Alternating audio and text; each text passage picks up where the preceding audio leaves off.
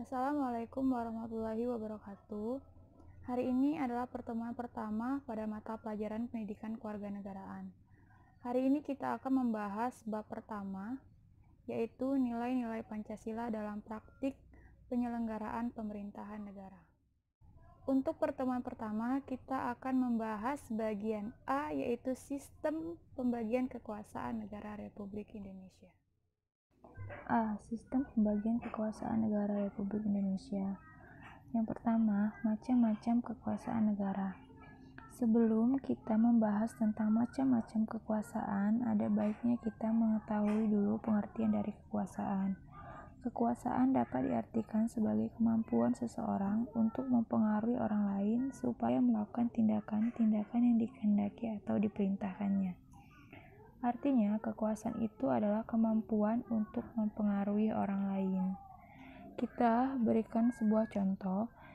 Di sini ada contoh ketika kalian sedang menonton televisi, tiba-tiba orang tua kalian menyuruh untuk belajar. Kemudian, kalian mematikan televisi tersebut dan masuk ke kamar atau ruang belajar untuk membaca atau menyelesaikan tugas.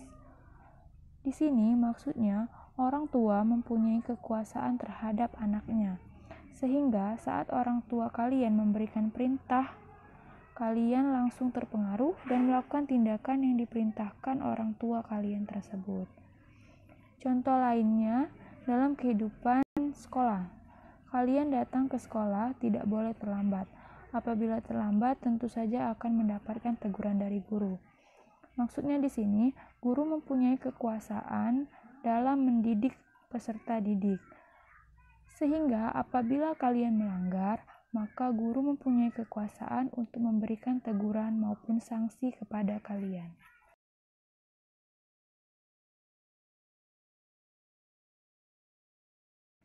Setelah kita membahas tentang pengertian kekuasaan, selanjutnya kita akan beralih kepada macam-macam kekuasaan. Di sini ada macam kekuasaan menurut John Locke. Dibagi menjadi 3, yaitu pertama kekuasaan legislatif, yaitu kekuasaan untuk membuat atau membentuk undang-undang. Yang kedua, kekuasaan eksekutif, yaitu kekuasaan untuk melaksanakan undang-undang, termasuk kekuasaan untuk mengadili setiap pelanggaran terhadap undang-undang.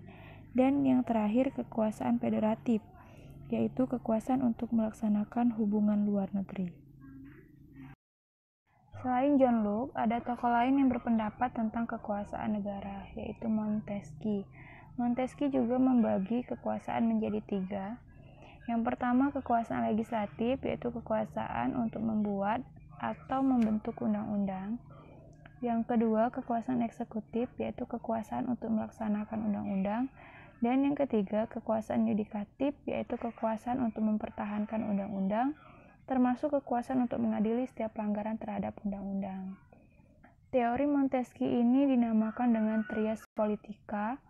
Teori inilah yang diadopsi Indonesia menjadi konsep pembagian kekuasaan yang diterapkan di Indonesia. 2. Konsep pembagian kekuasaan di Indonesia. Ada 2 konsep dalam kekuasaan. Yang pertama konsep pemisahan dan yang kedua konsep pembagian kekuasaan. Pemisahan kekuasaan berarti kekuasaan negara itu terpisah-pisah dalam beberapa bagian, baik mengenai organ maupun fungsinya. Dengan kata lain, lembaga pemegang kekuasaan negara yang meliputi lembaga eksekutif, legislatif, dan yudikatif merupakan lembaga yang terpisah antara satu dengan yang lainnya, berdiri sendiri tanpa memerlukan koordinasi dan kerjasama. Organ atau lembaga negara seperti legislatif, eksekutif, dan yudikatif. Ketiga lembaga ini mempunyai tugas dan fungsinya masing-masing. Antara lembaga yang satu dengan yang lain terpisah dan berdiri sendiri, sehingga tidak perlu koordinasi maupun kerjasama. Berbeda dengan pembagian kekuasaan, kekuasaan negara itu memang dibagi-bagi dalam beberapa bagian, legislatif, eksekutif, dan yudikatif, tetapi tidak dipisahkan. Hal ini membawa konsekuensi bahwa di antara bagian-bagian itu dimungkinkan ada koordinasi atau kerjasama. Artinya, lembaga legislatif, eksekutif, dan yudikatif mempunyai tugasnya masing-masing, tetapi tetap memiliki hubungan kerjasama antara satu dengan yang lain. Jadi, pemisahan kekuasaan Artinya, organ atau lembaga negara mempunyai tugas masing-masing dan berdiri sendiri tanpa kerjasama. Sedangkan pembagian kekuasaan, organ atau lembaga mempunyai tugas masing-masing dan saling terhubung antara satu dengan yang lain. Konsep inilah yang dipakai oleh negara Indonesia. Setelah mengetahui pengertian pembagian dan pemisahan kekuasaan, selanjutnya kita akan membahas tentang penerapan pembagian kekuasaan di Indonesia yang terdiri atas dua bagian, yaitu pembagian kekuasaan secara horizontal dan pembagian kekuasaan secara vertikal. A. Pembagian kekuasaan secara horizontal. Secara horizontal, pembagian kekuasaan negara dilakukan pada tingkatan pemerintah pusat dan pemerintah daerah. Pembagian kekuasaan pada tingkat pemerintah pusat mengalami pergeseran setelah terjadinya perubahan UUD 1945. Pergeseran yang dimaksud adalah pergeseran klasifikasi kekuasaan negara yang umumnya terdiri atas 3 menjadi 6 kekuasaan.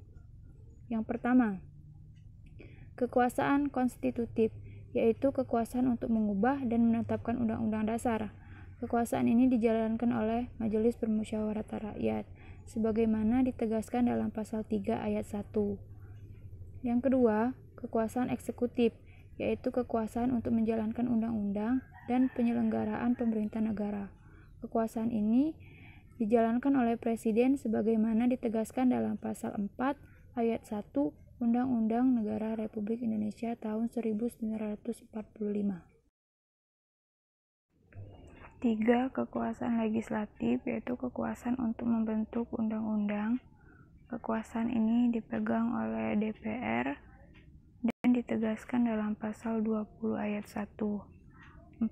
Kekuasaan yudikatif atau disebut kekuasaan kehakiman, yaitu kekuasaan untuk menyelenggarakan peradilan guna menegakkan hukum dan keadilan. Kekuasaan ini dijalankan oleh MA dan MK, sebagaimana ditegaskan dalam pasal 24 ayat 2. Yang kelima, kekuasaan eksaminatif atau inspektif, yaitu kekuasaan yang berhubungan dengan penyelenggaraan pemeriksaan atas pengelolaan dan tanggung jawab tentang keuangan negara. Kekuasaan ini dijalankan oleh BPK, Badan Pemeriksa Keuangan, dan ditegaskan dalam pasal 23E ayat 1. Yang keenam, kekuasaan moneter, yaitu kekuasaan untuk menetapkan dan melaksanakan kebijakan moneter, mengatur dan menjaga kelancaran sistem pembayaran, serta memelihara kestabilan nilai rupiah.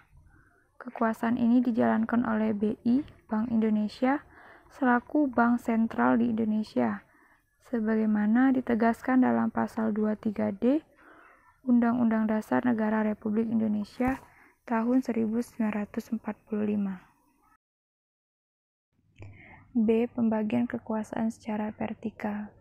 Pembagian kekuasaan secara vertikal merupakan pembagian kekuasaan berdasarkan tingkatannya, yaitu pembagian kekuasaan antara beberapa tingkatan pemerintah. Pembagian kekuasaan secara vertikal di negara Indonesia berlangsung antara pemerintah pusat dan pemerintah daerah.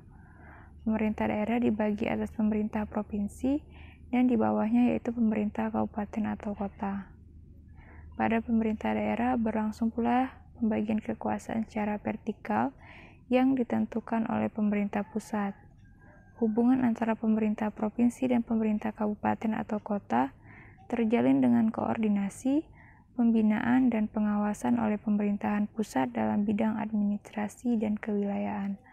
Pembagian kekuasaan secara vertikal muncul sebagai konsekuensi diterapkannya otonomi daerah.